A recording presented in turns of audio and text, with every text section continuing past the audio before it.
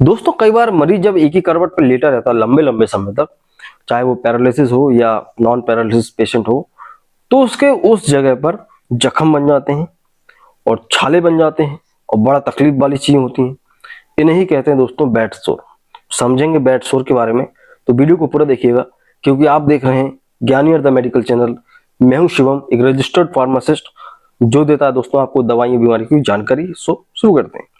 दोस्तों बेड सोर नाम से क्लियर भाई, बेड सोर मतलब कि ये पलंग पे जब सोओगे आप, बिस्तर पे सोओगे तो एक छाला बनेगा, ठीक है ना।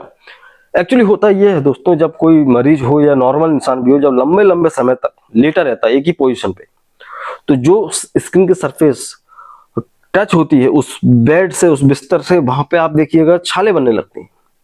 और ये बहुत रेयर है, और ये होता तब है दोस्तों जब कोई मरीज लेटा होता है, ठीक है ना। तो ये दो तरह का हो सकता है, कि नॉन पैरालाइज और पैरालाइज। क्या होता है, पैरालिसिस को जो मरीज होता है जिसको लकवा हो गया, वो तो जाहिर सी बात है लेटा ही रहेगा, 15-15 20-20 दिन तक लेटा रहता है मरीज, ठीक है। या इवन कोई मरीज ऐसा है जो कि हॉस्पिटल में भर्ती है, उसको कैथेटर डाला हुआ है, सब कुछ, वो हिल ही नहीं रहा।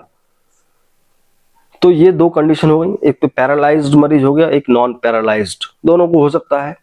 लेकिन जो नॉन पैरालाइज्ड होते हैं दोस्तों, उनमें दर्द ज्यादा होता है, और पैरालाइज्ड मरीज को अगर ये बेड सोर हो जाते हैं तो उनमें दर्द कम होता है, और दोनों का ट्रीटमेंट थोड़ा सा अलग अलग भी होता है, ठीक। तो ये होता क्यों है दोस्तों, ये देखिए मैं आपको बताऊं आपको कि ये घाव तो हो रहे हैं, लेकिन ये उल्टे घाव होते हैं, ठीक है ना। सपोज मैं ये हाथ को यूं रख के यहाँ बहुत देर तक बैठा रहूंगा, 15 दिन तक ये हाथ यहाँ रखा रहेगा ना, तो यहाँ पे एक घाव होने लगेगा। लेकिन ये घाव उल्टा होता है, ये चमड़ी से होकर अंदर नहीं जाएगा। नॉर्मली घाव ऐसे ही होते हैं कि भाई चमड़ी पर पहले यहाँ पे इन्फेक्शन हुआ, फिर धीरे धीरे बड़ा वो पस बना, फिर अंदर तक पहुंच गया। ये उल्टा ऐसा होता है कि ये हड्डी से आता है, हड्डी में पहले इन्फेक्शन शुरू होता है, फिर हड्डी से आते आते ये स्किन पे आता है। तो जब इसको आप देखोगे तो आपको लगेगा छोटा मोटा मामूली सा दाग धब्बा है या छोटा मोटा छाला है, लेकिन जब अंदर देखोगे तो बहुत स्थिति गंभीर हो जाती है, क्योंकि बोन अपनी हड्डियां उस इसको दबाती हैं, मांस को दबाती हैं एक ही पोजीशन पे, तो वो अंदर से एक अल्सर बनना शुरू होता है, फिर वो स्किन पे आ जाता है। तो ऐसे लोग जो लेटे रहते हैं लंबे लंबे समय तक, उनको बेड सोर हो सकता है। इसलिए दोस्तों इसे प्रेशर अल्सर भी कहते हैं। लेकिन समझना इसलिए जरूरी है दोस्तों कि अगर आपके पास में, आपके घर में कोई ऐसा मरीज है जो लेटा है 15 दिन से, तो आप इतना मान के चलो कि उसको बेड सोर हो सकते हैं। अब आप जब देखोगे तो आपको लगेगा छोटा मोटा लाल धब्बा है, नीला धब्बा है, इससे कोई फर्क नहीं पड़ता। लेकिन अगर आप इसको सही समय पे इलाज नहीं करवाते हैं तो ये बेड सोर अंदर इतना फैल जाता है कि गैंग्रीन की स्थिति बन सकती है। गैंग्रीन पे हमने वीडियो बनाया है, और गैंग्रीन की स्थिति में दोस्तों अंग ही काटना पड़ता है। कई बार अंदर से इतना सड़ जाता है अंग कि अंग पूरा काटना पड़ता है। तो बहुत रिस्की और बहुत गंभीर समस्या बन सकती है। तो ऐसा व्यक्ति जो लेटा है उसको आप चेक करते रहो, कहीं कोई दाग धब्बा तो नहीं बन रहा है स्किन में, कहीं कोई फोड़ा या छाला तो नहीं बन रहा, तो उसको आप जल्द से जल्द ठीक कराएं। अब आती बात यहाँ पे दोस्तों कि भाई सर्जरी की। तो देखो सर्जरी में यही है कि कई बार सर्जरी की जरूरत नहीं पड़ती है, तो उससे बेस्ट ये होता है कि बचना कैसे है मरीज को। देखो अब जाहिर सी बात है, मरीज तो लेटा है पलंग पे, 15 दिन बाद ही छुट्टी होना उसको, 15 दिन तक तो वो लेटा रहेगा। तो कोशिश करें ऐसे मरीजों को आप करवट बदलते रहें या उनका पोस्चर चेंज करते रहें। करवट बदलना बहुत जरूरी है, और इवन नहलाना बहुत जरूरी है मरीज के लिए। क्योंकि देखिए आप जब हॉस्पिटल में भर्ती रहते हैं तो घर वाले ही बोलते हैं मत नहलाओ।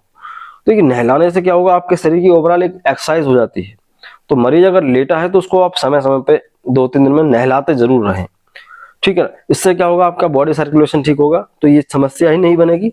और अगर बन भी गई है तो उस जगह को आप उस करवट के बल तो बिल्कुल ना लेटाएं, ठीक है। और उसको साफ करें। क्रीम आती है बहुत सारे दोस्तों, बीटाडिन, सिप्लाडिन, ठीक है ना, और सोप्रामाइसिन, इस सबसे ये ठीक हो जाता है, मैनेजेबल होता है। लेकिन जब ये एक बार गंभीर हो जाता है, एक चीज ये भी है, इसमें ग्रेड्स होती हैं। ग्रेड्स में इसको नापा जाता है बेड सोर को। ग्रेड का मतलब ये है कि इसकी गहराई, जो छाला बना है उसकी गहराई कितनी ज्यादा है, तो उस हिसाब से इसकी ग्रेड्स बढ़ती जाती हैं, ठीक है ना। तो यही होता है दोस्तों बेड सोर। दोस्तों एक चीज ऐड करना चाहूंगा कि ऐसे व्यक्ति जो लेटे हैं, उनको बेड सोर हो गया है, उनको कई बार एंटी डिप्रेसेंट दवाइयां भी दी जाती हैं, क्योंकि लोग जीने की उम्मीद छोड़ देते हैं, ठीक है ना, उनका मानसिक स्थिति बहुत खराब हो जाती है। तो ये भी है दोस्तों, साफ सफाई, प्रॉपर ड्रेसिंग, अच्छे मल्टीविटामिन, अच्छे एंटीबायोटिक्स के द्वारा इसको ठीक भी किया जा सकता है। जब ये बेड सोर बढ़ेगा तो फिर सर्जरी की नौबत आती है, और जब भी आप सर्जरी नहीं कराओगे तो गैंग्रीन बनेगा, फिर पूरा अंग काटना पड़ता है। सो इसी का खास ख्याल रखें दोस्तों। आई होप आप समझ गए होंगे बेड सोर के बारे में, और मुझे कमेंट करके बताइएगा आपको वीडियो कैसा लगा, और नेक्स्ट वीडियो आपको किस टॉपिक पे चाहिए आप मुझे ये भी कमेंट कर सकते हैं। तो मिलते हैं आपसे अगली वीडियो में। जय हिंद, वंदे मातरम।